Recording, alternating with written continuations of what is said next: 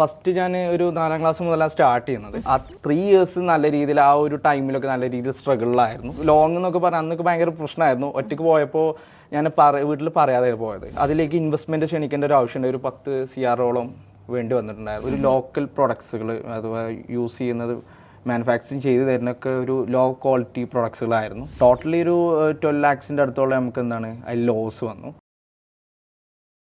Hi, it's me Sajana Saharas. ഇൻസ്പയറിൻ്റെ inspiration നിറഞ്ഞ മറ്റൊരു വീഡിയോയിലേക്ക് എല്ലാവർക്കും സ്വാഗതം. ചെറിയ പ്രായത്തിൽ തന്നെ പിതാവിനോടൊപ്പം ബിസിനസ്സിലേക്ക് ഇറങ്ങുകയും 21ാമത്തെ വയസ്സിൽ ഒരുപാട് ആപ്പുകൾ ഡെവലപ്പ് ചെയ്യുന്ന ഒരു സംരംഭകനാവുകയും സ്വന്തം അനിയനെ കൂടെ ചേർത്ത് നിർത്തി ഈ സംരംഭകത്വത്തെ ഉയരങ്ങളിലേക്ക് എത്തിക്കുകയും ചെയ്ത യുവ സംരംഭകനാണ് ഇന്ന് നമ്മോടൊപ്പം ഉള്ളത്. ആ യുവ സംരംഭകനാണ് അൻഷിത്. അൻഷിതിൻ്റെ വിശേഷങ്ങളിലേക്ക് നമുക്കിന്ന് പോകാം. Anshith, welcome to the show. Thank you. അപ്പോൾ അൻഷിതിൻ്റെ നാട് എവിടെയാണ്? അൻഷിതിൻ്റെ ഫാമിലിയൊക്കെ എങ്ങനെയാണെന്ന് പറയാമോ? എൻ്റെ നാട് വരുന്നത് മലപ്പുറം ജില്ലയിൽ കാളികാവ് എന്ന സ്ഥലത്താണ്. വീട്ടിൽ ഉമ്മയും ഉപ്പയും 2 അഞ്ചന്മാരാണ്, അനിയന്മാര്. ഓക്കെ, നിങ്ങൾ 3 ആൺകുട്ടികൾ അല്ലേ? അൻഷിതിൻ്റെ പ്രായം 22 ആണ്. ഓക്കെ, ഈ പ്രായം ചോദിക്കാനുള്ള കാരണം നോർമലി ഈ ഒരു 20s ഏജിലുള്ള യുവാക്കൾ എല്ലാവരും പോകുന്ന ഒരു ജോലിയിലേക്കാണ്. അപ്പോൾ ആ ജോലി എന്നുള്ളത് മാറ്റി നിർത്തി ഒരു ബിസിനസ്സിലേക്ക് ഇറങ്ങിത്തിരിക്കുന്ന ഒരു കാരണം ഉണ്ടാവും അല്ലേ? അപ്പോൾ അൻഷിത് ബിസിനസ്സിലേക്ക് ഇറങ്ങിത്തിരിക്കാനുള്ള കാരണം എന്താണ്, അല്ലെങ്കിൽ ഇൻസ്പിറേഷൻ എന്താണ്? ആക്ച്വലി ഫാദറിൻ്റെ ഒപ്പം തന്നെ ചെറുപ്രായത്തിൽ തന്നെ എന്താണ് ബിസിനസ്സിലേക്ക് ഇറങ്ങിയതുകൊണ്ട് ഒരു ജോലി എന്നുള്ള രീതിയിലേക്കുള്ള ഒരു കോൺസെപ്റ്റ് മൈൻഡിൽ വന്നിട്ടുണ്ടായിരുന്നു. ഫാദറിനപ്പോൾ എന്ത് ബിസിനസ് ആയിരുന്നു? ഫസ്റ്റ് ഞാൻ ഒരു 4ാം ക്ലാസ് മുതലാണ് സ്റ്റാർട്ട് ചെയ്യുന്നത്. ആ ടൈമിലാണ് പോകുന്നത് ഫാദറിൻ്റെ ഒപ്പം. അന്ന് ഫ്രൂട്ട്സിന്റെ ഷോപ്പായിരുന്നു. പക്ഷെ അന്ന് ഏകദേശം 9-ലെത്തിയപ്പോൾ നമ്മളൊരു ഇലക്ട്രോണിക് ആൻഡ് ഫർണിച്ചർ ബിസിനസ്സിലേക്ക് മൂവ് ചെയ്തു. കാരണം അതിലും നല്ല രീതിയിൽ ലോസ് വന്നതുകൊണ്ട് നാട്ടിൽ തന്നെയായിരുന്നു ബിസിനസ്. നാട്ടിൽ തന്നെ കാളികാവ് തന്നെയായിരുന്നു. പിന്നീട് ഞാൻ അതിൽ നിന്നായിരുന്നു ഡെവലപ്പ് ചെയ്ത് അവിടുന്നാണ് കൂടുതൽ കാര്യങ്ങൾ പഠിക്കാനും അവിടുന്ന് ഡെവലപ്പ് ചെയ്ത് വരണം എന്നുള്ളൊരു ചിന്താഗതിയിൽ എത്തിയത്. അതിനുശേഷം നമ്മൾ ഹോൾസെയിൽ ചെറിയ ചെറിയ ബിസിനസ്സുകൾ കാര്യങ്ങൾ സ്റ്റാർട്ട് ചെയ്തിട്ടുണ്ടായിരുന്നു. ഈ ക്ലോക്ക് കാര്യങ്ങളൊക്കെ തിരൂർ മാർക്കറ്റിൽ നിന്ന് എടുത്തിട്ട് എടുത്തുള്ള വണ്ടൂർ, നിലമ്പൂരൊക്കെ ഏരിയകളിൽ ചെറിയ രീതിയിൽ സപ്ലൈ ചെയ്തിരുന്നു. അപ്പോൾ ഏകദേശം ഒരു 10ലൊക്കെ പഠിക്കുന്ന ടൈമാണ്. അതൊന്ന് എക്സ്പാൻഡ് ചെയ്യണം എന്നുള്ള ഉദ്ദേശത്തോടു കൂടിയാണ് പിന്നെ ഒരു മിക്സർ ഗ്രൈൻഡർ എന്നുള്ള ഒരു ബ്രാൻഡിലൊക്കെ ലാബിൽ ചെയ്തിട്ട് അതും മാർക്കറ്റിംഗ് സ്റ്റാർട്ട് ചെയ്തിട്ടുണ്ടായിരുന്നു. അതിൽ കുറേ ഇഷ്യൂസൊക്കെ വന്നതിന് ശേഷം ഞാനൊരു ചെറിയൊരു കമ്പനിയായിട്ട് ഒരു LLP കമ്പനിയൊക്കെ ആയിട്ട് രജിസ്റ്റർ ചെയ്തു. പക്ഷേ അതിലേക്ക് ഇൻവെസ്റ്റ്മെന്റ് ക്ഷണിക്കേണ്ട ഒരു ആവശ്യമുണ്ട്. ഒരു 10 CR വേണ്ടി വന്നിട്ടുണ്ടായിരുന്നു. യെസ്.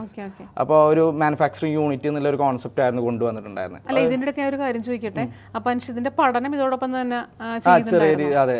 അപ്പോൾ ബിസിനസ് കാര്യങ്ങളൊക്കെ ആ ടൈമിൽ തന്നെ പല കോച്ചേഴ്സിനൊപ്പം ഒക്കെ ട്രെയിനിങ് കാര്യങ്ങളൊക്കെ അറ്റൻഡ് ചെയ്തിട്ടുണ്ടായിരുന്നു.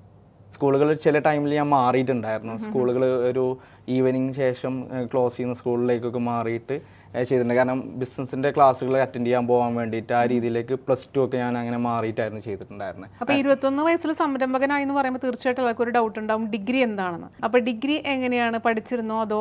ഞാൻ ജസ്റ്റ് +2 വരെയാണ് കംപ്ലീറ്റ് ചെയ്തിട്ടുള്ളത്. ഡിഗ്രി പോകുന്നത് ഇപ്പോൾ ഫ്രണ്ട് സർക്കിളിൽ അറിയുന്നതും ഉള്ള ആൾക്കാരൊക്കെ പറയുന്നതും കണ്ടതെന്ന് വെച്ചാൽ അതുപോലെ ഹാപ്പിനെസ്സിന് വേണ്ടിയിട്ടാണ് പോകുന്നത്. അതിന് എനിക്ക് വലിയ താല്പര്യമല്ല. കാരണം അതൊരു 3 ഇയേഴ്സ് മാത്രമാണ് ലൈഫുള്ളൂ. പക്ഷേ ആ 3 ഇയേഴ്സ് നല്ല രീതിയിൽ ആ ഒരു ടൈമിലൊക്കെ നല്ല രീതിയിൽ സ്ട്രഗിളിലായിരുന്നു. പക്ഷേ ഇപ്പോൾ ഒരു ടൈം ആയതുകൊണ്ട്, കാരണം ഇപ്പോൾ അവർ സ്ട്രഗിളിലാണെങ്കിലും ഇപ്പോൾ കറണ്ട്ലി നമുക്ക് എന്താണ് ആ ഒരു ടൈം മാറിയപ്പോൾ നല്ല രീതിയിലേക്കുള്ള ഒരു മെച്ചപ്പെട്ട ഒരു ലൈഫിലേക്ക് നമ്മൾ ചെറിയ രീതിയിലെങ്കിലും സ്റ്റെപ്പ് വെക്കാൻ പറ്റിയിട്ടുണ്ട്. അതായത് നോർമലി ഒരു +2 കഴിഞ്ഞിട്ടുണ്ടെങ്കിൽ ഡിഗ്രിയിലേക്ക് പോകാമെന്ന് പറയുമ്പോൾ പല യുവാക്കളുടെയും യുവതികളുടെയും ആഗ്രഹം എന്ന് പറഞ്ഞാൽ കോളേജ് ലൈഫ് അടിച്ചു പൊളിക്കണം എന്നൊക്കെ ആയിരിക്കും അല്ലേ? പക്ഷെ ആ ഒരു ആഗ്രഹം മാറ്റി വെച്ചുകൊണ്ട് ഈ ഒരു ഫീൽഡിലേക്ക് ഇറങ്ങിത്തിരിക്കുമ്പോൾ തീർച്ചയായിട്ടും ഉണ്ടാകുന്ന അടുത്ത വെല്ലുവിളി എന്ന് പറയുന്നത് കുടുംബമായിരിക്കും. അപ്പോൾ കുടുംബം അതിന് സപ്പോർട്ട് ചെയ്തു ഈ ഒരു ബിസിനസ്സിലേക്ക് ഇറങ്ങിത്തിരിക്കുക, അല്ലെങ്കിൽ മോൻ ഡിഗ്രി പഠിച്ചില്ലെങ്കിലും കുഴപ്പമില്ല എന്ന് അവർക്കൊരു ട്രസ്റ്റ് വരണം എന്നുണ്ടെങ്കിൽ എന്തായിരിക്കും കാരണം? ഉമ്മാക്കായിരുന്നു ഭയങ്കരമായിട്ടുള്ള ഒരു ഇതുണ്ടായിരുന്നു, ഡിഗ്രി പോകണം കാര്യങ്ങളൊക്കെ ഉണ്ടായിരുന്നു. പക്ഷേ അതിൻ്റെ മുന്നേ കൺവിൻസ് ചെയ്തെടുക്കാൻ കുറച്ച് ബുദ്ധിമുട്ടെങ്കിലും ഞാൻ അതിൽ നിന്ന് വിട്ടു നിന്നിട്ടുണ്ടായിരുന്നില്ല. അവരോ കൺവിൻസ് ചെയ്തെടുത്തു, ചെയ്യുക എന്നുള്ള രീതിയിലേക്ക് പോയി. എപ്പോഴും ഫെയിലാണ്. ഏകദേശം 4 വർഷത്തോളം പ്രോഫിറ്റ് ജനറേറ്റ് ചെയ്തിട്ടില്ല സത്യത്തിൽ. ലോസിൽ തന്നെ ആയിരുന്നു റൺ ചെയ്തിട്ടുണ്ടായിരുന്നത്. ഈ ടോട്ടലെക്സ് എന്നുള്ള ഫേമാണ് നമ്മളൊരിടയ്ക്ക് കമ്പനി നല്ല രീതിയിൽ ഗ്രോ ചെയ്യാൻ സ്റ്റാർട്ട് ചെയ്തത്. നമ്മൾ ആ ടോട്ടലെക്സ് എന്നുള്ള ഫേമിലേക്ക് എത്തിയപ്പോൾ, ഈ സോഫ്റ്റ്വെയർ ഫീൽഡിലേക്ക് എത്തിയപ്പോഴാണ് അത്യാവശ്യം ഗ്രോ ചെയ്ത് നമ്മൾ വന്നത്. ഈ ഫ്രൂട്ട് ഷോപ്പ് വാപ്പ നടത്തിയിരുന്നു, അവിടെയാണ് ആദ്യം പോയിരുന്നത്. അപ്പോൾ ആ ഫ്രൂട്ട് ഷോപ്പിൽ അന്നത്തെ കാലഘട്ടം എന്ന് പറഞ്ഞിട്ടുണ്ടെങ്കിൽ ഒരിക്കലും ആപ്പ് ഒന്നും ഉണ്ടായിട്ടുണ്ടാവാൻ സാധ്യതയില്ല അല്ലേ? അപ്പോൾ അങ്ങനത്തെ ആ ഒരു സ്റ്റേജിൽ നിന്നും ഈ ആപ്പിലേക്ക് എങ്ങനെയാണ് അൻഷിത് എത്തിയത്? ആക്ച്വലി അത് 9th പഠിക്കുന്ന ടൈമിൽ ഈ ഒരു ഷോപ്പ് നിർത്തി. കാരണം ഒരു 10 ലക്ഷത്തിൻ്റെ അടുത്തോളം ഫാദറിന് ലോസ് വന്നിട്ടുണ്ടായിരുന്നു അതിൽ. അപ്പോൾ ഒരു ലോണൊക്കെ എടുത്തതിന് ശേഷം ഫാദർ ഒരു ഇലക്ട്രോണിക് എൻ്റയർലി ഡിഫറെൻ്റ് ആയിട്ടുള്ള ഒരു മേഖലയിലേക്ക് പെട്ടെന്ന് സ്വിച്ച് ചെയ്തു. അമ്മമാരൊക്കെ സപ്പോർട്ട് ഉണ്ടായിരുന്നു ഫാദറിന്, അതുകൊണ്ടാണ് സ്വിച്ച് ചെയ്യാൻ പറ്റിയത്. നല്ല രീതിയിൽ സപ്പോർട്ട് ഉണ്ടായതുകൊണ്ട്. അപ്പോൾ ആ ഒരു ഫീൽഡിൽ നിന്നുകൊണ്ട് തന്നെ ഈ ഒരു കുറേ കാര്യങ്ങൾ പഠിക്കാൻ പറ്റിയിട്ടുണ്ടായിരുന്നു. അപ്പോഴാണ് ഈ ഹോൾസെയിൽ, കാരണം ആ ഷോപ്പിലേക്ക് പല ആൾക്കാർ ഹോൾസെയിലായിട്ട് പ്രൊഡക്ട്സ് തരാൻ വേണ്ടിയിട്ട് വന്നിട്ടുണ്ടായിരുന്നു. അത് കണ്ടപ്പോൾ നമുക്കൊരു ഹോൾസെയിൽ ബിസിനസ് സ്റ്റാർട്ട് ചെയ്യണം എന്നുള്ള ഒരു രീതിയിൽ എത്തിയപ്പോഴാണ് ചെറിയ ഫണ്ടിൻ്റെ കയ്യിലുണ്ടായിരുന്നു. അത് വെച്ചിട്ട് തിരൂർ മാർക്കറ്റിലേക്ക് ഒറ്റയ്ക്ക് പോയി. അന്ന് ലോങ് എന്നൊക്കെ പറഞ്ഞാൽ അന്നൊക്കെ ഭയങ്കര പ്രശ്നമായിരുന്നു. ഒറ്റയ്ക്ക് പോയപ്പോൾ ഞാൻ വീട്ടിൽ പറയാതെ പോയത്. അത് ഭയങ്കരമായിട്ട് പ്രശ്നം ഉണ്ടായിട്ടുണ്ടായിരുന്നു ഉമ്മാക്ക് ഭയങ്കരമായിട്ട്. കാരണം വീട്ടിൽ നിന്ന് അങ്ങനെ പുറത്ത് ആ ടൈമിലൊന്നും അങ്ങനെ പോയിട്ടുണ്ടായിരുന്നു. കുറച്ച് ലോങ് ആണ്, ഒരു ബസ്സിന് കയറി കുറച്ച് ലോങ് പോകേണ്ടിയിരുന്നു, 70 കിലോമീറ്റേഴ്സ് പോകേണ്ടിണ്ടായിരുന്നു. അപ്പോൾ എനിക്കാണ് ആ ബിസിനസ് എന്നുള്ള ഒരു ആശയം മനസ്സിൽ കിടന്നിങ്ങനെ നിൽക്കുന്നതുകൊണ്ടായിരുന്നു എന്താ ചെയ്യാന്നുള്ളത് ചിന്തിച്ചിട്ടായിരിക്കും ആ ഒറ്റയ്ക്ക് പോകാനുള്ള റിസ്ക് ഏറ്റെടുത്തത്. അതെ അതെ. പിന്നീട് അതിൽ നിന്ന് കുറേ കാര്യങ്ങൾ പഠിച്ചു. അവിടെ എത്തിയപ്പോൾ കുറേ പ്രശ്നങ്ങളുണ്ടായിരുന്നു. കാരണം ഞാൻ ആ റൂട്ട് ഏതാണ്, ഏരിയ ആണ്, ഹോൾസെയിൽ ഏരിയ എന്നൊന്നും നമുക്ക് അറിയില്ലായിരുന്നു. പക്ഷെ ഒരാൾ എന്നെ ആ ഒരു ഹെൽപ്പ് ചെയ്തിട്ട് ഇന്ന ഏരിയ ആണ് ഇതിനെക്കുറിച്ച് പറഞ്ഞു തന്നു. അവിടെ കുറേ ആൾക്കാരെ പരിചയം വെച്ചിട്ട് ഞാൻ വീണ്ടും തിരിച്ചു വന്നു വീട്ടിലേക്ക്. പിറ്റേ ദിവസം തന്നെ ഫ്രണ്ടിനും കൂട്ടിയിട്ട് ഞാൻ പോയി. പിന്നെ അവിടുന്ന് പ്രൊഡക്ട്സ് എടുത്തു. ക്ലോക്ക് ആയിരുന്നു ചെയ്തിട്ടുണ്ട്. ഒരു ഫാൻസി ടൈപ്പ് ഓഫ് ക്ലോക്കുകളൊക്കെ എടുത്തിട്ട് ഓരോരോ ഷോപ്പിലേക്ക് സംസാരിച്ച് കാര്യങ്ങൾ കൺവിൻസ് ചെയ്തിട്ട് എത്തിച്ചു കൊടുക്കാന്നുള്ള രീതിയിലായിരുന്നു. അപ്പൊ അതിന് ഇൻവെസ്റ്റ് ചെയ്യാനുള്ളത് ആരാ തന്നത്? അത് ഫാദർ ഈ ഒരു ഫ്രൂട്ട്സിന്റെ ഷോപ്പ് നിർത്തി എന്ന് പറഞ്ഞല്ലോ. അപ്പോൾ അത് റീസ്റ്റാർട്ട് ചെയ്തത് ഫാദറിന് 5 സ്റ്റാർട്ട് ചെയ്തിട്ടുണ്ടായിരുന്നു ഓപ്പോസിറ്റ് ആയിട്ട്. അപ്പോൾ അവിടെ വർക്കിന് ഹെൽപ്പ് ചെയ്തിട്ടുണ്ടായിരുന്നു. അപ്പോൾ അതിൽ നിന്ന് കുറച്ച് ഫണ്ട് കാര്യങ്ങളൊക്കെ ജസ്റ്റ് സാലറി ഒക്കെ ആയിട്ട് എനിക്ക് കിട്ടിയിട്ടുണ്ടായിരുന്നു. അപ്പോൾ സപ്പോർട്ട് ചെയ്തപ്പോൾ കിട്ടിയിട്ടുണ്ട്. അത് വെച്ചിട്ടാണ് അത് ഫണ്ടൊക്കെ മേക്ക് ചെയ്തിട്ടുണ്ടായിരുന്നു. നോർമലി അന്നത്തെ കാലത്തൊക്കെ പോക്കറ്റ് മണി കിട്ടിയിട്ടുണ്ടെങ്കിൽ, അന്നത്തെ കാലത്തായാലും ഇന്നത്തെ കാലത്തായാലും പോക്കറ്റ് മണി മിക്കവാറും യൂസ് ചെയ്യുന്ന എൻജോയ്മെന്റ് ആയിരിക്കും അല്ലേ? അന്ന് പോലും മനുഷ്യർ ആ ഒരു പോക്കറ്റ് മണി സേവ് ചെയ്ത് വെച്ചിട്ട് അത് ഒരു ബിസിനസ്സിലേക്ക് ഇൻവെസ്റ്റ് ചെയ്യാനാണ് താല്പര്യപ്പെട്ടത്. അതങ്ങനെ തന്നെ ചെയ്യുകയും ചെയ്തു അല്ലേ? അപ്പം തീർച്ചയായിട്ടും മനുഷ്യനൊരു എയിം ഉണ്ടായിരുന്നിരിക്കണം, ലക്ഷ്യം ഉണ്ടായിരുന്നിരിക്കുന്നത്, ബിസിനസ്സിലേക്ക് തന്നെ പോകണം എന്നുള്ളൊരു ലക്ഷ്യം ഉണ്ടായിരുന്നിരിക്കണം. ഓക്കെ, എന്നിട്ട് അങ്ങനെ അത് എടുത്തിട്ട് എന്താ ചെയ്തത്? പിന്നെ ഒരുപാട് ഷോപ്പിൽ കണക്ട് ചെയ്തിട്ടുണ്ടായിരുന്നു. ആദ്യമൊക്കെ പോകുമ്പോഴും ഒക്കെ റിജക്ഷൻ ആയിരുന്നു. കാരണം നമുക്ക് വലിയ എക്സ്പീരിയൻസ് ഉണ്ടായിരുന്നില്ല. ഞാൻ അപ്രോച്ച് ചെയ്യുന്ന രീതികളൊക്കെ മാറ്റം വരുത്തിയിട്ട് അത്യാവശ്യം നല്ല സെയിൽസ് എടുക്കാൻ പറ്റി. ക്ലോക്ക് മാത്രമായിരുന്നു പ്രൊഡക്റ്റ് ഉണ്ടായിരുന്നത്? യെസ് യെസ്, തീർച്ചയായിട്ടും. കാരണം വലിയൊരു ഹ്യൂജ് എമൗണ്ട് ആ ടൈമിൽ നമ്മുടെ കയ്യിലില്ല. അപ്പൊ ഈ ഒരു ഫീൽഡിലേക്ക് ഇറങ്ങിയത് കൊണ്ടാണോ ക്ലോക്കിലേക്ക് തന്നെ പോയത്? അത് ഒന്ന് അഫോർഡബിൾ ആയിട്ടുള്ള പ്രൈസിൽ നമുക്ക് ചെയ്യാൻ പറ്റുന്നതായിരുന്നു. പിന്നെ ആ ഒരു ഫീൽഡിലേക്ക് കണക്റ്റഡ് ആയിട്ട് ഫസ്റ്റ് സ്റ്റാർട്ട് ചെയ്യാൻ പറ്റുന്നതും ഫണ്ടിലും അത്യാവശ്യം ഉള്ളത് ചെറിയ രീതിയിൽ നമുക്ക് ചെയ്യാൻ പറ്റുന്ന ഒരു ബിസിനസ് അതായതുകൊണ്ടാണ് ഞാൻ അത് സ്റ്റാർട്ട് ചെയ്തത്. ക്ലോക്സ് ഹോൾസെയിലായിട്ട് എടുത്തു, റീറ്റെയിലായിട്ട് നമ്മളത് സെൽ ചെയ്ത് തുടങ്ങി. പിന്നെ അത് എങ്ങനെയായിരുന്നു അതിൻ്റെ ഒരു ഗ്രോത്ത്? അത് നല്ല രീതിയിൽ പോയിക്കൊണ്ടിരിക്കുകയായിരുന്നു. പിന്നെ ഒന്നുകൂടി എക്സ്പാൻഡ് ചെയ്യണം എന്നുള്ള ഉദ്ദേശത്തോടു കൂടി ചെറിയ രീതിയിൽ ഫാമിലിൻ്റെ അടുത്തുനിന്നും ഇതൊക്കെ ആയിട്ട് ഫണ്ട് സ്വീകരിച്ചതിന് ശേഷം ഞാൻ എന്താ വെച്ചാൽ മിക്സർ ഗ്രൈൻഡർ മാനുഫാക്ചറിങ് യൂണിറ്റിനൊക്കെ കണ്ടെത്തിയിട്ട് അവിടുന്ന് നമ്മൾ ഓൺ ബ്രാൻഡിൽ മിക്സർ ഗ്രൈൻഡർ ഇറക്കി സപ്ലൈ ചെയ്യുന്ന രീതിയിലേക്ക്. കേരളത്തിൽ തന്നെയായിരുന്നു? ആ, കേരളത്തിൽ തന്നെയായിരുന്നു. ബോംബെയിൽ പോയിട്ടുണ്ടായിരുന്നു.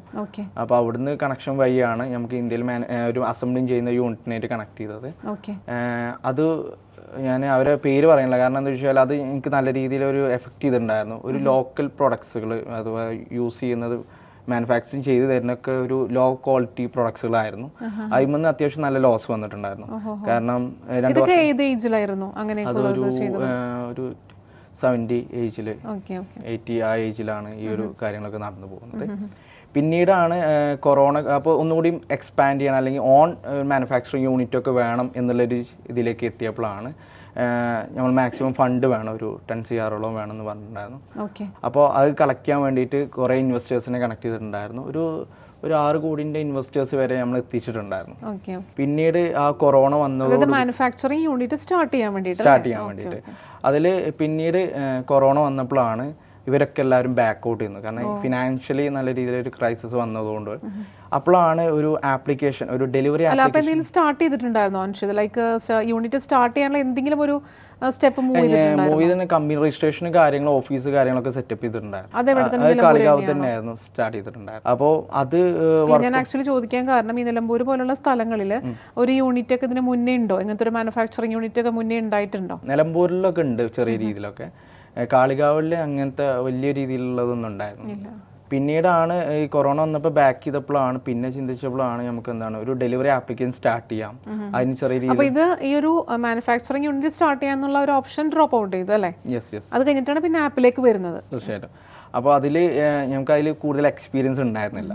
അപ്പോൾ പുറത്തുള്ള നമുക്ക് കുറച്ചൊക്കെ അറിയുന്ന ഒരാളായിട്ട് കണക്ട് ചെയ്ത്, ഫണ്ടിനും കുറച്ച് ലിമിറ്റേഷൻസ് ഉണ്ടായിരുന്നു. അപ്പോൾ എടുത്തുള്ള ഒരു ടീമിനായിട്ട് കണക്ട് ചെയ്തു. അപ്പോൾ അവർ ചെയ്തു തരാമെന്നുള്ള രീതിയിൽ പറഞ്ഞു. മൾട്ടിപ്പിൾ ആൾക്കാർ ചോയ്സ് നോക്കിയിട്ടുണ്ടായിരുന്നു, പക്ഷെ അഫോർഡബിൾ ആയിട്ട് ചെയ്തു തരാമെന്നുള്ള രീതിയിൽ വന്നതായിരുന്നു. പക്ഷെ അവർ ഫസ്റ്റ് സ്റ്റാർട്ട് ചെയ്യായിരുന്നു, അത് നമുക്ക് അറിയില്ലായിരുന്നു. ചെയ്ത് വന്നപ്പോൾ ഫുള്ളി ബഗ്ഗായിരുന്നു. ഞാൻ അവർക്കൊരു എമൗണ്ട് കൊടുത്തിട്ടുണ്ട്, പ്ലസ് അവരെ പറഞ്ഞിട്ട് ഇന്ന ടൈമിൽ തരാമെന്ന് പറഞ്ഞ് കുറേ മാർക്കറ്റിംഗ് ആ ടൈമിൽ ഞാൻ ചെയ്തിട്ടുണ്ടായിരുന്നു. ടോട്ടലി ഒരു 12 lakhs അടുത്തോളം നമുക്ക് എന്താണ് അതിൽ ലോസ് വന്നു. ബഗ് വന്നതുകൊണ്ട് മാത്രമാണ് ഇത്രയും ലോസ് വന്നത്? അതെ, കാരണം മാർക്കറ്റിങ്ങിനും കാര്യങ്ങളൊക്കെ ആയിട്ട് നല്ലൊരു എമൗണ്ട് നമ്മൾ ഇൻവെസ്റ്റ് ചെയ്തിട്ടുണ്ടായിരുന്നു. അപ്പോൾ കറക്റ്റ് ടൈമിൽ ഇത് എന്താണ് നമുക്ക് ഡെലിവറി ചെയ്യുമ്പോഴാണല്ലോ കറക്റ്റ് ആയിട്ടുള്ള റെസ്പോൺസ് മാർക്കറ്റിന് കിട്ടുള്ളൂ. ഈ ഒരു ആപ്പ് ഡെവലപ്പ് ചെയ്യുമ്പോൾ പലർക്കും ഉള്ളൊരു ബുദ്ധിമുട്ടാണ് അതിൽ ബഗ് വരിക എന്നുള്ളത്. അപ്പോൾ എന്തുകൊണ്ടാണ് ഈ ബഗ്സ് വരുന്നത്? ഈ ബഗ്സിനെ ക്ലിയർ ചെയ്യാനായിട്ട് പറ്റാത്തത് എന്തുകൊണ്ടാണെന്നുള്ളതാണ് അൻഷിതിന്റെ ഒരു വ്യൂ. ക്ലിയർ ചെയ്യാൻ പറ്റാതെന്ന് വെച്ചാൽ കറക്റ്റായിട്ടുള്ള സ്ട്രക്ചർ ചെയ്യാതെ ചെയ്തുകൊണ്ടായിരിക്കാം മേ ബി. കാരണം ഇപ്പോൾ ഞങ്ങൾ ചെയ്യുന്നത് UI ഡിസൈന് കാര്യങ്ങൾ ഇതൊരു പ്ലാൻ ആയിട്ട് വേണം നമ്മൾ ചെയ്തു പോകുന്നത്. എല്ലാം കംപ്ലീറ്റ്ലി ഇങ്ങനെ ആയിരിക്കും ആപ്ലിക്കേഷൻ എന്നുള്ളതൊക്കെ എല്ലാം കംപ്ലീറ്റ്ലി UI UX ഡിസൈൻ നമുക്ക് കാണാൻ കഴിയും. അങ്ങനെ ആകുമ്പോൾ ഔട്ട് എന്താണെന്നുള്ളത് മനസ്സിലാവും. ഇപ്പോൾ ഇവരെ സൈഡിൽ നോക്കുമ്പോൾ ഇവർ ലാസ്റ്റാണ് നമുക്ക് പ്രൊഡക്ട്സിനെ കാണിച്ചു തരുന്നത് ഇങ്ങനെയാണ് ഡിസൈനൊക്കെ വരുന്നത് എന്നുള്ളത്. കാരണം ഇപ്പോൾ ഇങ്ങനെയാണ് നമ്മൾ മൈൻഡിൽ ഉദ്ദേശിക്കുന്നതും ആസ് എ കസ്റ്റമർ ഉദ്ദേശിക്കുന്നത് വേറെ ആയിരിക്കും. അത് മാറ്റാൻ വേണ്ടിയിട്ടാണ് UI UX ഡിസൈൻ നമ്മൾ എന്താണ് ഇൻട്രൊഡ്യൂസ് ചെയ്തിട്ടാണ് കാര്യങ്ങളൊക്കെ ചെയ്യുന്നത്. അപ്പോൾ കറക്റ്റ് ഔട്ട് എന്താണെന്നുള്ളത് ക്ലയന്റിന് മനസ്സിലാക്കാൻ പറ്റും. അങ്ങനെയൊന്നും അല്ലായിരുന്നു അവർ ചെയ്തു തന്നിട്ടുണ്ടായിരുന്നത്. അപ്പോൾ നമുക്ക് എന്താണ് കറക്റ്റ് നമ്മളെ വിഷനും അവരുടെ വിഷനും തമ്മിലുള്ളൊരു ഗ്യാപ്പ് ഉണ്ടായിരുന്നു. അപ്പോൾ അതൊക്കെ നമുക്ക് നമ്മൾ ഇപ്പോൾ ഇവിടെ സോൾവ് ചെയ്തിട്ടാണ് കാര്യങ്ങളൊക്കെ ചെയ്തു പോകുന്നത്. ഡെവലപ്മെന്റിൽ ബഗ് വരുന്നത് സ്ട്രക്ചറില്ലായ്മ, അതുപോലെ തന്നെ ഫ്രഷേഴ്സിനെ കൊണ്ട് ചെയ്യുന്നത്, പിന്നെ അതുപോലെ തന്നെ ഇപ്പം ഒരു കോൺഫിഡൻസ് ഇല്ലാത്ത ആൾക്കാരാണെന്നുണ്ടെങ്കിൽ ഈ ഒരു ഡെവലപ്മെന്റ് ഏരിയയിലേക്ക് വരാൻ കഴിയും. കാരണം ദിനം പ്രതി ഇതിന് ബഗ്ഗുകൾ കാര്യങ്ങൾ വരുന്നതാണ്. ഇത് ഫിക്സ് ചെയ്യാനും കോംപ്ലിക്കേറ്റഡ് ആയിട്ടുള്ള കാര്യങ്ങൾ ഫിക്സ് ചെയ്യാനൊക്കെ ഉള്ള കഴിവുള്ള ആൾക്കാരാവണം ഡെവലപ്മെന്റിൽ വരുന്നത്. ഇപ്പോൾ ഒരു ആപ്പ് നമ്മൾ ഡിസൈൻ ചെയ്തു ഡെവലപ്പ് ചെയ്തിട്ട് അതിലൊരു ബഗ് ഉണ്ടായിട്ടുണ്ടെങ്കിൽ അത് ക്ലിയർ ഔട്ട് ചെയ്തിട്ടുണ്ടെങ്കിൽ പിന്നെ വേറെ ബഗ് വരാൻ ചാൻസ് ഉണ്ടോ? അല്ലെങ്കിൽ നമുക്കത് അതിൽ നിന്ന് രക്ഷപ്പെടാനായിട്ട് എന്തെങ്കിലും ഒരു പെർമനന്റ് സൊല്യൂഷൻ നമുക്ക് ആക്ച്വലി വരുന്നുണ്ടോ? അത് സ്ട്രക്ചർ ചെയ്യുന്നതിനനുസരിച്ചാണ്. ഇപ്പോൾ പല ആൾക്കാർ നമ്മളായിട്ട് വരാറുണ്ട് വേറെ ടീമിനായിട്ട് ചെയ്തിട്ട് സ്ട്രക്ചർ ഇല്ലാത്തത് കൊണ്ടുള്ള കുറേ പ്രശ്നങ്ങളുണ്ട്. ചില ആൾക്കാർ സർവറിലൊക്കെ കുറച്ച് പേർക്ക് ഹാൻഡിൽ ചെയ്യാൻ പറ്റുന്ന രീതിയിലൊക്കെ ആയിരിക്കും സ്ട്രക്ചർ ചെയ്തിട്ടുണ്ടാവില്ല. ഇപ്പൊ നമ്മൾ ചെയ്യുമ്പോൾ എന്ന് വെച്ചാൽ ബൾക്ക് ആയിട്ടുള്ള ആൾക്കാർ വന്നാൽ പോലും ഹാൻഡിൽ ചെയ്യാൻ പറ്റുന്ന രീതിയിലായിരിക്കും ബേസ്മെന്റ് ഒക്കെ ഫൗണ്ടേഷൻ ചെയ്ത് പോവാം. അങ്ങനെ ആകുമ്പോൾ നമുക്ക് എന്താണ് ഹ്യൂജ് പ്ലാനിലായിരിക്കും എല്ലാ ബിസിനസ്സുകാരും വരിക. ആ ഒരു മൊമെന്റ് തന്നെയാണ് കീപ്പപ്പ് ചെയ്ത് പോകുന്നത്. പിന്നെ ബഗ് വരാനുള്ള ചാൻസസ് എന്ന് പറയുന്നത് പല ആൾക്കാരും സ്ക്രാച്ച് നല്ല ബിൽഡ് ചെയ്യാം. ഇവർ ഔട്ട്സോഴ്സ് ചെയ്ത് ഏതെങ്കിലും പർച്ചേസ് ചെയ്തിട്ടോ ക്രാക്ക് ചെയ്തിട്ടോ അത് യൂസ് ചെയ്യും. അത് വേറൊരാൾ ഉണ്ടാക്കിയ കോഡ് ബേസ് ആണ്. അതൊരിക്കലും നമ്മൾ ചെയ്യുമ്പോൾ ഒരു ഫോർമാറ്റൊക്കെ അതിൽ കൊടുത്തിട്ടുണ്ടാവും. പർച്ചേസ് ചെയ്യുന്നില്ല ഡോക്യുമെന്റേഷൻ ഒക്കെ ഉണ്ടാവും. പക്ഷെ അത് വെച്ചിട്ടായിരിക്കും ഇവർ ചെയ്യുക. അൽഗോരിതം ഫ്ലോ ചാർട്ട് പോലത്തെ ഒരു സംഭവമാണോ ഉദ്ദേശിക്കുന്നത്? അതെ, കാരണം ഇതൊരു ഫ്ലോ ചാർട്ടും കാര്യങ്ങളൊക്കെ ഉണ്ടാവും. ഇന്നത് കാര്യങ്ങളൊക്കെ ഇങ്ങനെയൊക്കെയാണ് ചെയ്യേണ്ടതെന്ന് പറഞ്ഞിട്ട് ഒരു ഔട്ട് എടുക്കാൻ പറ്റുന്ന രീതിയിൽ. നാളെ ഒരു അപ്ഡേറ്റ് പറയുമ്പോൾ ഇവരെ കൊണ്ട് ചെയ്യാൻ കഴിയൂല. അങ്ങനത്തെ കുറെ പ്രശ്നം. കാരണം ഒരാൾ ചെയ്തൊരു കോഡ് ലാംഗ്വേജ് വേറെ ആൾക്ക് ചെയ്യാൻ ഭയങ്കര ബുദ്ധിമുട്ടാണ്. അപ്പൊ കമ്പനികൾക്ക് ആസ് എ കമ്പനി ആയിട്ട് ചെയ്യുമ്പോൾ അതൊരു സ്റ്റാൻഡേർഡ് ഫോർമാറ്റിലാണ് നമ്മളൊക്കെ ഫോളോ അപ്പ് ചെയ്ത് പോകുന്നത്. കാരണം അതല്ലെങ്കിൽ ഒരു ഫ്രീലാൻസേഴ്സിന് ഒരു കമ്പനി ഒരിക്കലും ഒരു പ്രൊഡക്ട്സ് കൊടുക്കൂല, അത് ചെയ്യാൻ കൊടുക്കൂല. കാരണം എന്താ വെച്ചാൽ ഫ്രീലാൻസേഴ്സ് നാളെ ഒരു ജോലി കിട്ടിക്കഴിഞ്ഞാൽ പോകും. കമ്പനീസ് അവിടെ തന്നെ നിലനിൽക്കും. കാരണം കമ്പനിക്ക് ഒരു ഫ്ലോ ഉണ്ടാവും. കാരണം എങ്ങനെയാണ് ഇത് ചെയ്ത് പോകേണ്ടത്, സ്ട്രക്ചർ കാര്യങ്ങളൊക്കെ ഉണ്ടാവും. അതിനെ ബേസ് ചെയ്തിട്ടാണ് നമ്മളെല്ലാം ഡെവലപ്പ് ചെയ്ത് പോകുന്നത്. അപ്പോൾ ആ ക്വാളിറ്റി 110% നമ്മൾ ഗ്യാരണ്ടിയോട് കൂടി തന്നെ കൊടുക്കുന്നുണ്ട്. അതുപോലെ തന്നെ എഗ്രിമെന്റ് സൈൻ ചെയ്യുന്നുണ്ട്. നമ്മൾ പറയുന്ന ക്വാളിറ്റി ആപ്ലിക്കേഷനോ അല്ലെങ്കിൽ വെബ്സൈറ്റിനോ ഇല്ലെങ്കിൽ 2 times റീഫണ്ട് ചെയ്യുന്നുള്ള കാര്യം. അത് കാരണം എന്താ വെച്ചാൽ അത്രയും ക്വാളിറ്റിയും ഗ്യാരണ്ടിയോട് കൂടി ചെയ്യാൻ പറ്റുന്ന ടീം നമ്മളൊപ്പം ഉണ്ട്. ടീമിന്റെ ആ കപ്പാസിറ്റി കൊണ്ടാണ് നമ്മൾ അത്രയും ഗ്യാരണ്ടി പറയുന്നത്. അപ്പോൾ ഒരു ക്ലയന്റിനെ ബേസ് നോക്കുമ്പോൾ അവർക്കൊരു വേറെ മാർക്കറ്റിംഗ് സൈഡ് കാര്യങ്ങളൊക്കെ ചിന്തിച്ചാൽ മതി. കാരണം ഇവിടിനെ കുറിച്ച് ബോധേടാവേണ്ട ആവശ്യമില്ല. അത്രയും ഗ്യാരണ്ടിയോട് കൂടി നമുക്ക് ചെയ്ത് കൊടുക്കാൻ കഴിയും. അപ്പം ഈ ഒരു ആപ്പ് സ്റ്റാർട്ട് ചെയ്തിട്ട് അതിൽ ബഗ് വന്നു, അതിൽ കുറെ ലോസ് വന്നു, അതിനുശേഷമാണ് ആപ്പുകൾ ഉണ്ടാക്കുന്ന ഒരു ആപ്പിലേക്ക് എത്തുന്നത് അൻഷിത് അല്ലേ?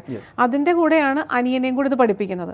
അപ്പൊ ആ ഒരു കഥയിലേക്കൊന്ന് വരാമോ? ഇപ്പോൾ അത് അത്യാവശ്യം നല്ല ലോസിൽ നിൽക്കുന്ന ടൈമിൽ ഞാൻ വണ്ടൂർ വെച്ചിട്ട് ഞാനൊരു ബോക്സിങ്ങിനും കാര്യങ്ങളൊക്കെ പോയിട്ടുണ്ടായിരുന്നു ചെറിയ പ്രായത്തിൽ. അന്ന് ബോംബെയിൽ നിന്ന് പരിചയപ്പെട്ട ഒരാളുണ്ടായിരുന്നു. വണ്ടൂരാണ്, വണിമ്പലൊക്കെ ആയിട്ടാണ് താമസം വരുന്നത്.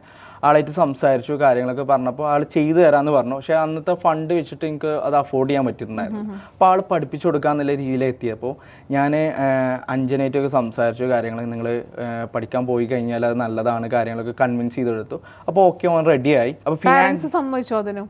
ഓക്കെ, കാരണം ഇത് സമ്മതിക്കാനുള്ള ചാൻസ് കൂടുതലായിരുന്നു. പിന്നെ അവനക്ക് ഫ്രീ ആയിട്ടുള്ളൊരു ടൈമായിരുന്നു, സ്കൂളിൽ വെക്കേഷൻ ടൈമായിരുന്നു. അപ്പോൾ സ്റ്റാർട്ട് ചെയ്തു. പക്ഷേ അതിൽ എനിക്ക് ഫണ്ടമെന്റലി സപ്പോർട്ട് ചെയ്യാൻ കഴിഞ്ഞിട്ടുണ്ടായിരുന്നില്ല. അന്ന് ലാപ്പ് എടുത്ത് കൊടുക്കേണ്ടിണ്ടായിരുന്നു. കാരണം അവനക്ക് ആദ്യം എന്താണെന്ന് സംഭവം ഇതിങ്ങനെ ഓണാക്കാൻ കുറച്ച് കാര്യങ്ങളെ അറിയുള്ളായിരുന്നു. പക്ഷേ എല്ലാ കാര്യങ്ങളും ആൾ പഠിപ്പിച്ചു കൊടുത്തിട്ടുണ്ടായിരുന്നു. പ്ലസ് പിന്നെ ഇതിന് ഫിനാൻഷ്യലി സപ്പോർട്ട് ചെയ്യാൻ എന്നെ കൊണ്ട് കഴിഞ്ഞിട്ടുണ്ടായിരുന്നില്ല. അപ്പോൾ ഫാദർ നല്ല രീതിയിൽ ഫീസ് കാര്യങ്ങളൊക്കെ ഫാദർ സപ്പോർട്ട് ചെയ്തു. അവനക്ക് വേണ്ട ലാപ്ടോപ്പ് അമ്മമാർ സെറ്റ് ചെയ്ത് കൊടുത്തു. അപ്പോൾ അതുകൊണ്ട് നമുക്ക് മാക്സിമം അവനെ പഠിച്ചെടുക്കാൻ പെട്ടെന്ന് തന്നെ അവൻ പഠിച്ചെടുത്തു. കാരണം അത്രയും ഇൻവെസ്റ്റ് ചെയ്താണ്, ആ അഗ്രസീവ് മൈൻഡോട് കൂടി തന്നെ റിസർച്ച് ചെയ്ത് പഠിച്ചെടുത്തു. ഈ ആപ്പ് ഡെവലപ്പ് ചെയ്യാൻ പഠിച്ചതൊക്കെ അങ്ങനെ ഓൺലൈൻ തന്നെയാണോ പഠിച്ചത്? അല്ല, ഡയറക്റ്റ് ആയിരുന്നു. ഒരു ഇൻസ്റ്റിറ്റ്യൂട്ട് മോഡലല്ല അവൻ പഠിച്ചെടുത്ത്. കാരണം സാറിൻ്റെ ഒപ്പം തന്നെ ഇരുന്ന് അവിടുത്തെ സൊല്യൂഷൻ പ്രോബ്ലംസും കാര്യങ്ങളൊക്കെ ക്ലിയർ ചെയ്തിട്ട് ഡെവലപ്പ് ചെയ്ത് ഒപ്പം ഇരുന്നിട്ടാണ് പഠിച്ചിട്ടുണ്ടായിരുന്നത്.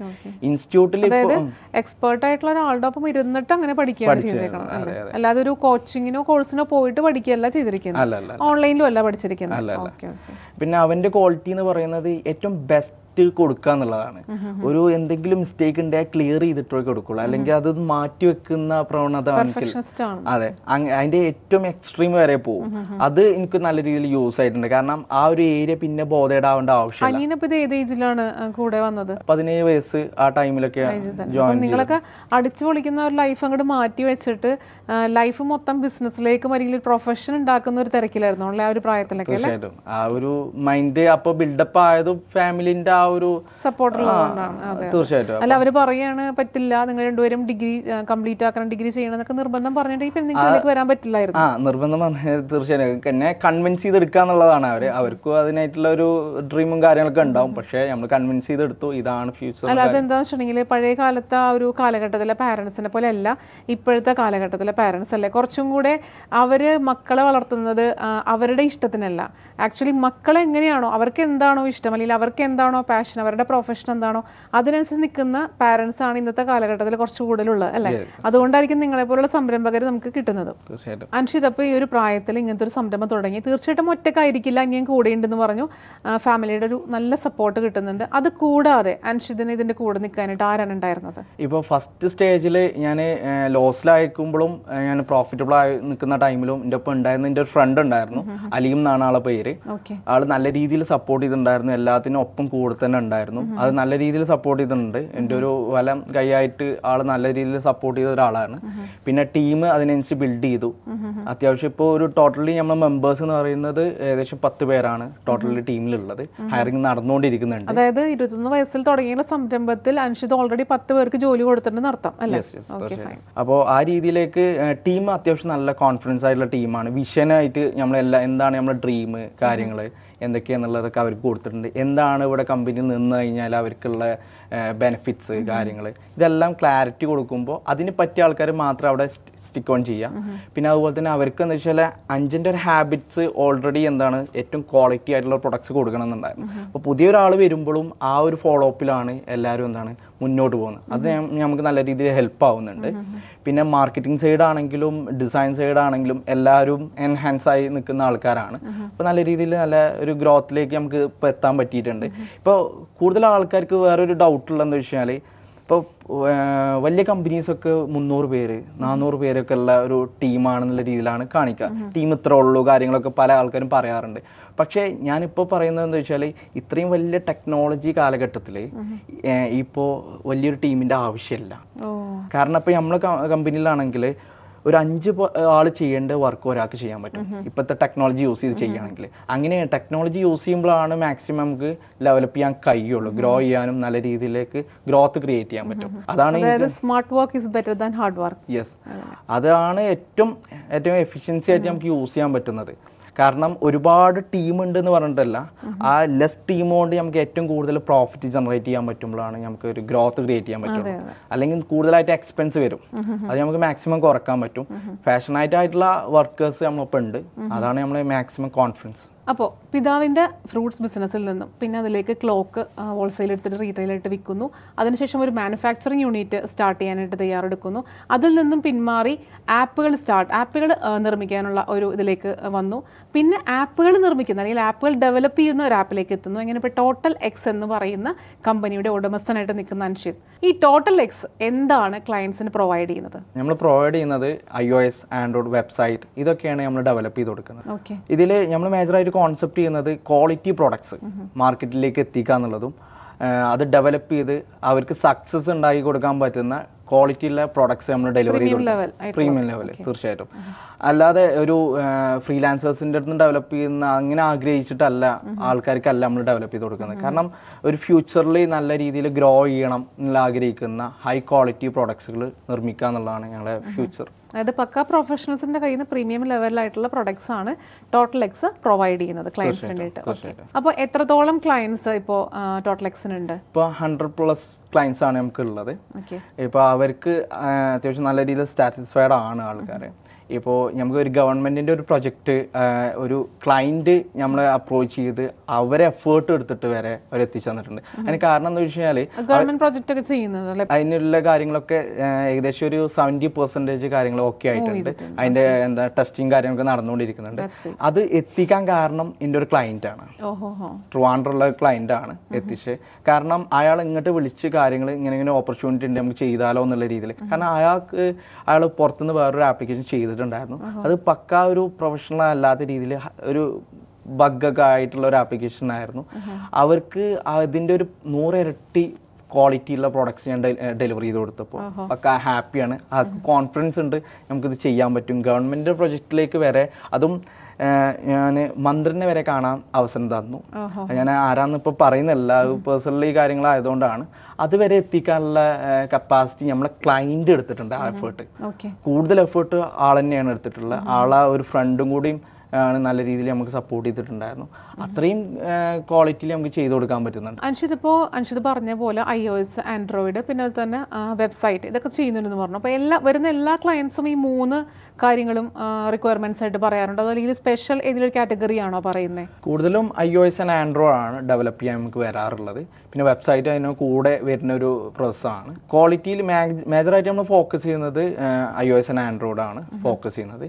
അത് ഡെവലപ്പ് ചെയ്യുന്ന ഫ്ലട്ടർ എന്ന ടെക്നോളജിയാണ്, ഗൂഗിളിൻ്റെ ആണ് ടെക്നോളജി യൂസ് ചെയ്യുന്നത്. നമ്മൾ കൂടുതലും സെർവറൊക്കെ യൂസ് ചെയ്യുന്നത് ഗൂഗിളിൻ്റെ ഫയർബേസ് എന്ന സെർവേഴ്സ് കാര്യങ്ങളൊക്കെയാണ് യൂസ് ചെയ്യുന്നത്. ഓക്കെ അൻഷിത്, ഏത് ടൈപ്പിലുള്ള ക്ലയൻസ് ആണ് ആക്ച്വലി ഈ ഒരു ടോട്ടൽ എക്സിലേക്ക് വരുന്നത്? നമുക്ക് ഒരുപാട് ആൾക്കാർ എൻക്വയറി ചെയ്യുന്നുണ്ട്. ഒരു 80% ആൾക്കാരും എൻക്വയറി ചെയ്യുന്നുണ്ട്. നമുക്ക് ഇത്ര രൂപയ്ക്ക് ഒരു ചെറിയ എമൗണ്ടിനൊക്കെ ചെയ്യാൻ പറ്റുന്ന രീതിയിലേക്ക് പറയുന്നുണ്ട്. പക്ഷേ നമ്മൾ അവരോട് കൺവിൻസ് ചെയ്യുന്നതെന്ന് വെച്ചാൽ ഇത് വേണമെന്നുണ്ടെങ്കിൽ നമുക്ക് അങ്ങനെ ചെയ്ത് കൊടുക്കാം. ഒരു സ്ക്രാച്ചിൽ നിന്ന് ഏതെങ്കിലും സോഴ്സ് കോഡ് എടുത്ത് പഴയതായിട്ട് ഡ്യൂപ്ലിക്കേറ്റ് ചെയ്ത് കൊടുക്കുന്ന രീതിയിൽ വർക്കൗട്ട് ചെയ്യാം. പക്ഷെ അവരെ ബിസിനസ് എൻ്റർലി ഡിഫറെൻ്റ് ആയിരിക്കും. ആ ഡിഫറെൻ്റ് ആയിട്ട് തന്നെ അത് സ്ക്രാച്ചിൽ നിന്ന് ഡെവലപ്പ് ചെയ്യണം. അവർ കോൺസെപ്റ്റ്, വിഷന് കാര്യങ്ങളൊക്കെ നോക്കിയിട്ടാണ് ഈ കാര്യങ്ങളൊക്കെ ഡെവലപ്പ് ചെയ്യുന്നത് ഏറ്റവും ബെസ്റ്റ് ആയിട്ടുള്ളത്. ഫൗണ്ടേഷൻ കറക്റ്റ് ആയാലുള്ളൂ ഫ്യൂച്ചറിൽ നമുക്ക് എന്താണ് ഗ്രോ അപ്പ് ചെയ്യാൻ ഈസി ആവുള്ളൂ. അതല്ലെങ്കിൽ താഴോട്ട് ഗ്രൗണ്ട് ലെവലിൽ വന്നിട്ട് വീണ്ടും അത് സ്ട്രക്ചർ ചെയ്ത് വർക്കൗട്ട് ചെയ്യേണ്ടി വരും. അത് നമുക്ക് ഇതിൽ നിന്ന് മാറ്റിയിട്ട് ഏറ്റവും ബെസ്റ്റ് ആയിട്ട് ചെയ്ത് കൊടുക്കുന്ന രീതിയിലാണ് ഇപ്പോൾ നമ്മൾ ഡെവലപ്പ് ചെയ്ത് കറണ്ട്ലി പോകുന്നത്.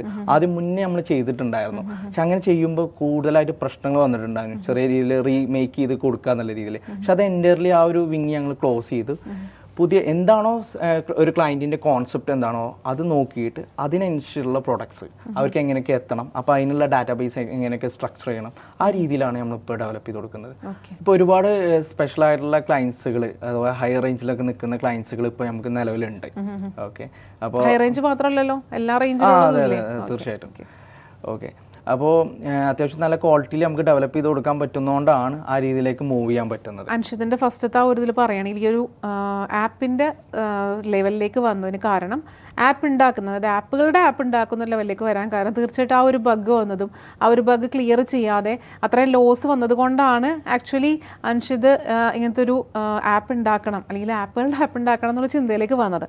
അപ്പം നിങ്ങളുടെ ഒരു ടോട്ടൽ എക്സ് എന്ന് പറയുന്ന കമ്പനി ക്ലയൻസിന് നല്ല രീതിയിലുള്ള ഡെവലപ്മെൻറ്റ് കൊടുക്കുന്നുണ്ടെങ്കിൽ ഡെവലപ്പ് ചെയ്യുന്നുണ്ടെങ്കിലും സർവീസ് വരുമ്പോൾ, ഫോർ എക്സാമ്പിൾ ഒരു ബഗ് വരുമ്പോൾ എങ്ങനെയാണ് അത് ഡീൽ ചെയ്യുന്നത്, എങ്ങനെയാണ് ക്ലയൻസിന് ഒരു സർവീസ് കൊടുക്കുന്നത്? ഫസ്റ്റ് ഓഫ് ഓൾ പറയുകയാണെന്നുണ്ടെങ്കിൽ ഇത് ഡെവലപ്പ് ചെയ്യുമ്പോൾ തന്നെ ഒരു എന്തെങ്കിലും ബഗ്ഗോ അല്ലെങ്കിൽ നാളെ എന്തെങ്കിലും പ്രശ്നം വരുന്നുണ്ടെന്നുണ്ടെങ്കിൽ അത് അപ്പം തന്നെ സോൾവ് ചെയ്തിട്ടേ ഞങ്ങൾ ഡെവലപ്മെൻറ്റ് കംപ്ലീറ്റ് ചെയ്യാറുള്ളൂ. അത് നാളത്തേക്ക് മാറ്റി വെക്കുന്ന ഒരു സിസ്റ്റം നമ്മളിതിലില്ല.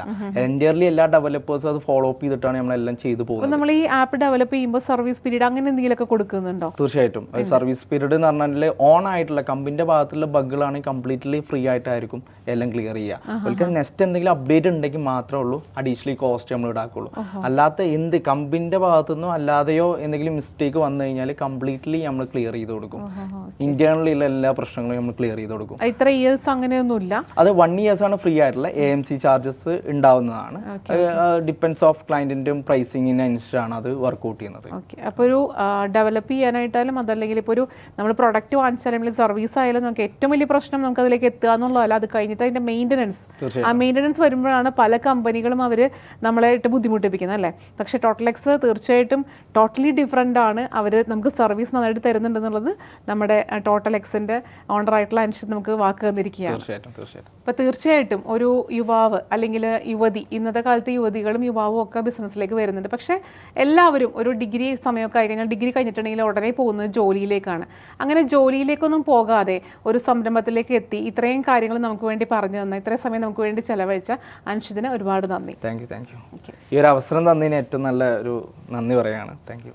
വളരെ ചെറിയ പ്രായത്തിൽ തന്നെ പിതാവിനോടൊപ്പം ബിസിനസ്സിലേക്ക് ഇറങ്ങിത്തിരിക്കുകയും അനിയനെ കൂടെ ചേർത്ത് നിർത്തിക്കൊണ്ട് ആപ്പുകളുടെ ആപ്പായിട്ടുള്ള ടോട്ടൽ എക്സിൻ്റെ സംരംഭകനായ അൻഷിദാണ് നമ്മളോടൊപ്പം ഇത്രയും നേരം വിശേഷങ്ങൾ പങ്കുവച്ചത്.